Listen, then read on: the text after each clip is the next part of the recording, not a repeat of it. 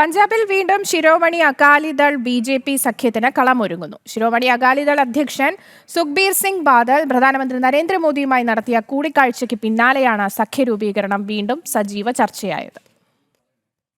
ശിരോമണി അകാലിദളിൽ ബി.ജെ.പിയുമായി സഖ്യം വേണമെന്ന ആവശ്യം ശക്തമാണ്. അതേസമയം ഇരു നേതാക്കളുടെയും 10 മിനിറ്റ് നീണ്ട കൂടിക്കാഴ്ചയിൽ പഞ്ചാബിന്റെ വികസന പദ്ധതികളും ക്രമസമാധാന നിലയും ചർച്ചയായെന്നാണ് വിവരം. അടുത്ത വർഷം നിയമസഭാ തെരഞ്ഞെടുപ്പ് നടക്കാനിരിക്കുന്ന പഞ്ചാബിൽ പുറത്തുവന്ന ചില സർവേകൾ ആം ആദ്മി പാർട്ടി കേവല ഭൂരിപക്ഷം നേടി ഭരണം തുടരുമെന്ന് പറഞ്ഞിരുന്നു. ഒറ്റയ്ക്ക് മത്സരിക്കുന്ന ബി.ജെ.പി 6 സീറ്റുകൾ വരെ നേടുമെന്നും സർവേ റിപ്പോർട്ടുകൾ പറഞ്ഞിരുന്നു. ഈ സാഹചര്യത്തിലാണ് അകാലിദൾ ദേശീയ ജനാധിപത്യ സഖ്യത്തിലേക്ക് മടങ്ങിവരാൻ നീക്കം നടത്തുന്നത്.